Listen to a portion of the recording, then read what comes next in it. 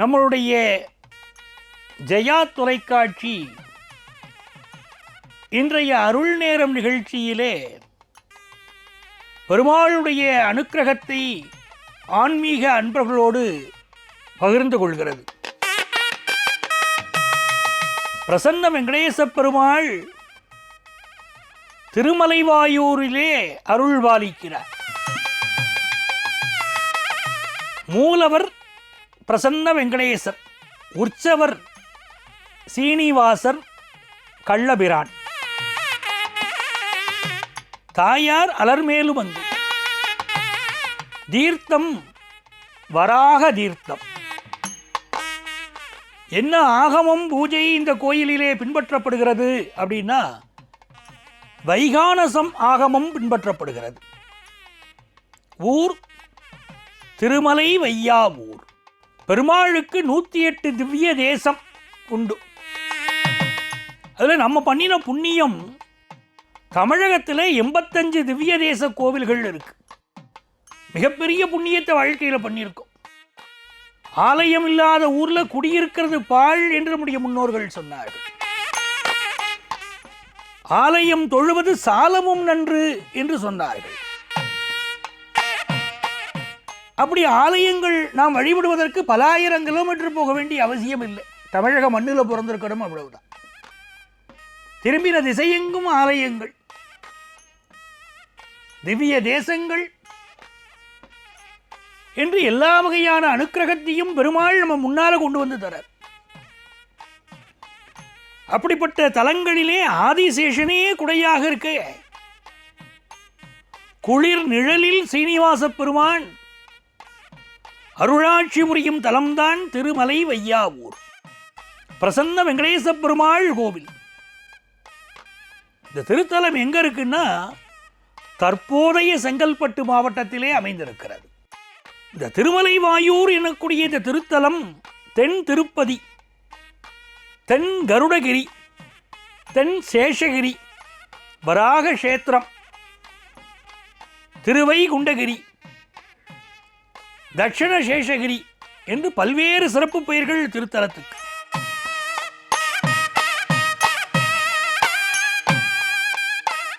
பெருமாளுடைய 2 மார்புகளிலும் 2 மகாலட்சுமிகளும், திருவாசியில் ஆதிசேஷனும் இருக்கிறார்கள். 27 நட்சத்திரங்கள் இருக்கு. அசுவனி, பரணி, கார்த்திகை, ரோகிணி, மிருகசிரிஷம், திருவாதிரை, புனர்பூசம், பூசம், ஆயில்யம், மகம், பூரம், உத்திரம், அஸ்தம், சித்திரை, சுவாதி, விசாகம், அனுஷம், கேட்டை, மூலம், பூராடம், உத்திராடம், திருவோணம், அவிட்டம், சதயம், பூரட்டாதி, உத்திரட்டாதி, ரேவதி. 27 நட்சத்திரங்கள். இந்த 27 நட்சத்திரங்கள்ல இந்த திருக்கோயிலுக்குன்னு ஒரு சிறப்பு இருக்குமே. எந்த நட்சத்திர கோயில் அப்படின்னு பார்க்கிறோம். இது திருவோண நட்சத்திரத்திற்குரிய கோயில். அப்போ திருவோண நட்சத்திரம் எந்த திருவோண நட்சத்திரத்தில் இங்கே விமர்சையா கொண்டாடுறா அப்படின்னு பார்த்தா புரட்டாசி, ஆவணி மாசங்களில் வரக்கூடிய திருவோண நட்சத்திரம் இந்த திருத்தலத்திலே வெகு விமர்சையாக கொண்டாடப்படுகிறது. அப்படி என்ன விசேஷம் பண்றான்னு பார்த்தோம்னா புரட்டாசி திருவோணத்திலே 7 மலைகள் போல அன்ன நைவேத்தியம் படைக்கிறார். 7 நெய் தீபம், 7 வகையான பட்சணம், காய்கறிகள் படைத்து பூஜை செய்கிறார்கள். இலங்கையிலே நடைபெற்ற இந்த ராவண யுத்தம் நடந்ததே, அப்போ லக்ஷ்மணரும் அவருடைய சேனை வீரர்களும் மயங்கி விழுந்தார்கள். அப்ப அனைவரும் மயக்கத்திலிருந்து விடுபடணும். அப்போ ராமபிரானுடைய தூதர், ராமதூதர் ஆஞ்சநேயபிரான் வடக்கு நோக்கி போறார். எதுக்கு போறார்? சஞ்சீவி மலையை பெயர்த்துட்டு வர்றதுக்கு. இந்த சஞ்சீவி மூலிகையை கொண்டு வரணும். சஞ்சீவி மலையை பெயர்த்து கொண்டு இலங்கைக்கு அப்படி திரும்பி வந்துன்னு இருக்கார் அவர். வழியில தட்சிண கருடகிரி அப்படிங்கிற இந்த திருமலை வையாவூரை கடந்து செல்லணும். இந்த மலையில அருள்வாளித்து வரக்கூடிய வராக பெருமாள், பிரசன்ன வெங்கடேச பெருமாள் தன்னுடைய சஞ்சீவி மலையை கீழே வைக்காம ஆஞ்சநேயர் வலது கரத்திலிருந்து இடது கரத்துக்கு மாற்றி இங்கே சேவிக்கிறார். அப்படி ஆஞ்சநேயர் சஞ்சீவி மலையை கீழே வைக்காமல் கரம் மாற்றிய ஊர், அதனாலே இதற்கு திருமலை வையாவூர்னு பேர். அந்த ஊர் பேரை தெரிஞ்சுக்கணும். ஒவ்வொரு ஊருக்கு பின்னாலே ஒரு தாத்பரியம் உண்டு. முன்பொரு காலத்திலே ஹிரண்யாட்சன் அப்படிங்கிற அசுரன், அவன் பூமியை பாய் போல சுருட்டி ஆழ்கடல்ல ஒழிச்சு வச்சான். அவனுடைய நோக்கம் தேவர்களுக்கு துன்பம் செய்வது. கெட்டவன் ஒருத்தன் சொன்னாலே அடுத்தவர்களுக்கு துன்பம் செய்ய விரும்புகிறான்னு அர்த்தம். இப்போ தேவர்களுக்கெல்லாம் ஒரு வருத்தம். நேர பார்க்கடலில் பள்ளி கொண்டிருக்கக்கூடிய பெருமாள்கிட்ட போறா. அவரிடம் முறையிடுகிறார்கள். திருமால், கருணையே வடிவமான திருமால் வராக அவதாரம் எடுக்கிறார். அசுரனை வதம் செய்கிறார். பின்னால் தன்னுடைய கோரை பற்களாலே இந்த பூமியை தூக்கி முன்பை போல நிலைப்படுத்துகிறார். அதன் பின்னாலே விஸ்வரூபம் எடுக்கிறார் வராக பெருமாள். உலகத்தாருக்கு அருள் புரியணுமே, அதுக்காக கருடனை அழைத்து வைகுண்டத்திலிருந்து பஞ்சபூதத்தினால் ஆன மலையை எடுத்து வர சொன்னார். அப்படி கருடன் மலையை எடுத்துன்னு வரார். பஞ்சபூதத்தால் ஆன மலை, அதை நம்ம தெரிஞ்சுக்கணும். சொர்ணமுகி ஆற்றின் அருகில் வைக்கும் போது அதனுடைய சிறு பகுதி அருகில் இருக்கக்கூடிய இந்த பாலி ஆற்றங்கரையில் விழருது. அப்படி சொர்ணமுகி ஆற்றின் அருகில் வைக்கப்பட்ட மலைதான் இந்த கருடகிரி என்ற திருமலை. பாலி ஆற்றங்கரையில் விழுந்த பகுதிதான் தட்சண கருடகிரி என்ற திருமலை வையாவூர். இதுதான் இதனுடைய பின்புலம். இதனாலேயே இந்த தலத்துக்கு தென் திருப்பதி, தென் வைகுண்டகிரி, தென் கருடகிரி, தென் சேஷகிரி, தட்சிண கருடகிரி, வராகக்ஷேத்திரம், இன்னும் ஒரு முக்கியமான பேர் உண்டு, ராமானுஜ யோககிரி. இப்படி மக்கள் பல்வேறு பெயர் சொல்லி அழைக்கிறார்கள்.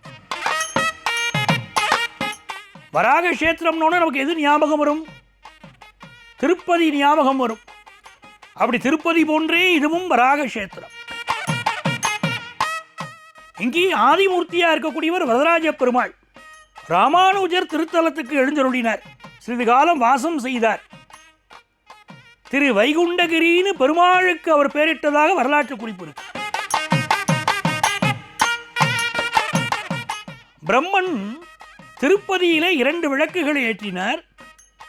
கலியுகம் முடியும் வரைக்கும் அந்த விளக்குகள் அணையாமல் இருக்கணும் அப்படின்னு அருள் புரியணும்னு பெருமாள்கிட்டயே வேண்டினார். பெருமாள் பிரம்மனுடைய வேண்டுகோளை ஏற்றுண்டார்.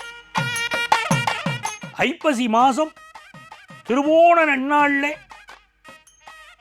ஒளியுடன் கூடிய வராக ரூபத்திலே எழுந்தருளி விளக்குகள் அணையாமல் இருக்க அருள் புரிந்தார்.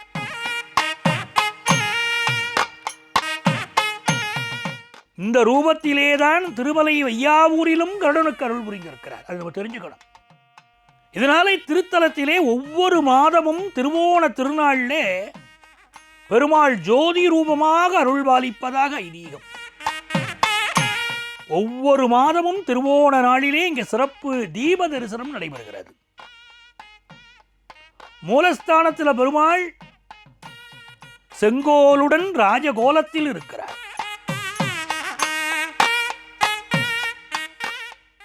தசாவதாரம், அஷ்டலட்சுமி, சகசிரநாம மாலை, தசாவதார ஒட்டியானம் இப்படி அணிஞ்சின்னு இருக்கிறது விசேஷம். அங்கு இந்த திருத்தலத்தில் கோதண்ட ராமர் இருக்கார், வேணுகோபாலர் இருக்கார். ஆதிமூர்த்திக்கு எதிராக துவஜஸ்தம்பம் வரணும். இந்த கோவிலில் ஸ்ரீ வராகமூர்த்தி ஆதிமூர்த்திங்கிறதுனால அவருக்கு நேர் எதிரில் அந்த துவஜஸ்தம்பம் இருக்கு.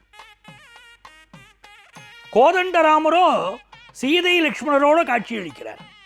அப்போ கோதண்டராமர் எப்படி இருக்காருன்னா வேணுகோபாலர் எப்படி காட்சி அளிப்பார்? ருக்மிணி சத்யபாமா சமேதராக எழுந்தருளி இருக்கிறார் வேணுகோபாலர்.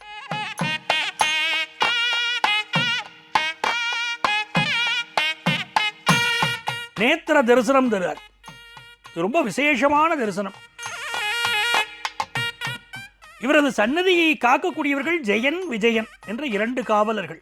ஒருவர் காதில் சிம்ம குண்டலம், மற்றொருவர் காதிலே கஜகுண்டலம். கஜம்னா யானை. அதுபோல் விசேஷமான ஒரு அம்சம். இதையும் பார்க்கணும். அலர்மேலு மங்கை தாயார் இல்லையா, அவளுக்கு தனி சன்னதி இருக்கு. அதுவும் இந்த ஆபரணங்களை பார்த்துட்டே இருக்கணும். கல் இழைத்த ஆபரணங்கள் அவள் எழிலுக்கு எழில் கூட்டுகிறது. உற்சவர் யாருன்னு பார்த்தா பத்மாவதி தாயார். பத்மாவதி தாயாரும் கருணையே உருவமாக காட்சி தரார். இந்த தலத்தில் ஒவ்வொரு மாசமும் ஓண தீபம் ஏற்றுகிறார்கள். திருவோண நட்சத்திரம் அன்னைக்கு மகாபலி மன்னன் முற்பிறவியிலே எலியா பிறந்தான். சிவாலயம் ஒன்றில் வசித்து வந்தான். அப்போ ஒரு முறை அந்த கோவிலில் இருக்கக்கூடிய விளக்கு அணையிற சூழ்நிலை இருந்தது. அந்த விளக்கில் தற்செயலாக எலி குதித்தது. இந்த எலி குதிச்ச வேகத்தில் திரி தூண்டப்பட்டது, பிரகாசமாக எரிஞ்சது. விஷயத்திற்கு காரணமாக இருந்தானே அந்த புண்ணியம் சேர்ந்தது. அதனால தான் அந்த எலி மறுபிறப்பில் மகாபலி மன்னனாக பிறந்தது. திருவோண நட்சத்திரத்திலே இந்த மகாபலி மன்னன் பெருமாளால் ஆட்கொள்ளப்பட்டார். ஆகவேதான் இங்கு மாதந்தோறும் திருவோண நட்சத்திரம் என்று அகண்ட தீபம் ஏற்றப்படுகிறது. சீனிவாசன் யாக மண்டபத்திற்கு எழுந்தருளுகிறார். அப்போ யாகம், திருமஞ்சனம், திருக்கல்யாண வைபவங்கள் நடக்கின்றன.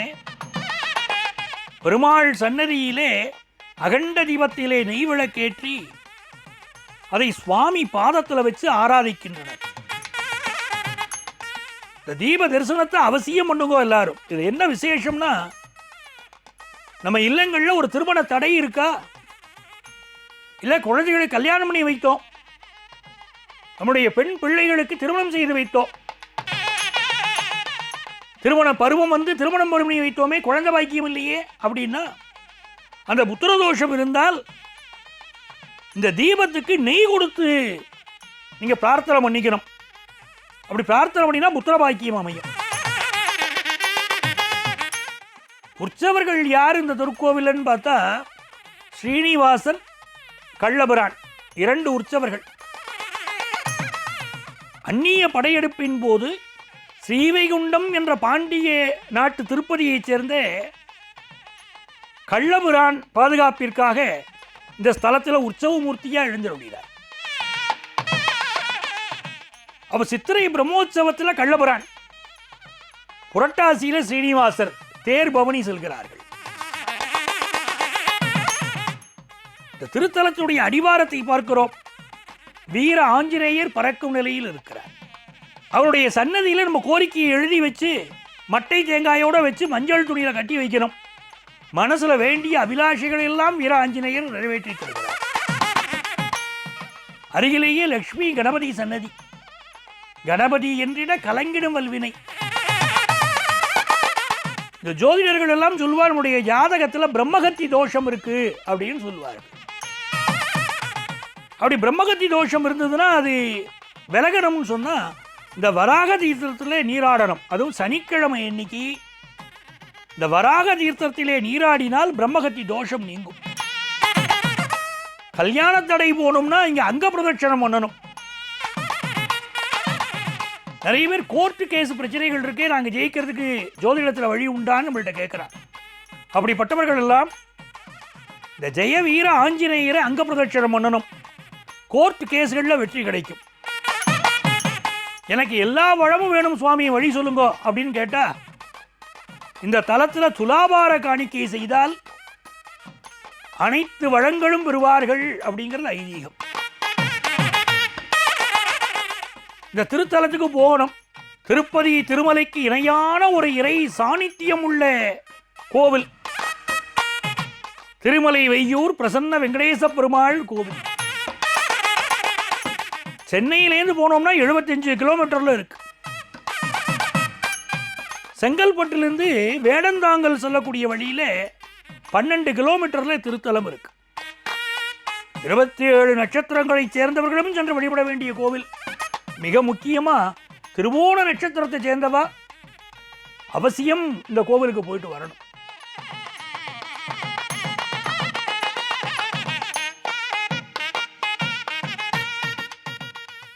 இந்த வெங்கடேச பெருமாளை வழிபட்டு திரும்பினால் நினைத்த காரியங்கள் ஈடேறும். நம்முடைய வாழ்க்கையில மங்களம் பொங்கும். ஒரு அரசனுக்கு இணையான சுகபோகமான வாழ்க்கை கிட்டும் அப்படிங்கிறது திண்ணம். சர்வஜன சுகினோ பவந்து.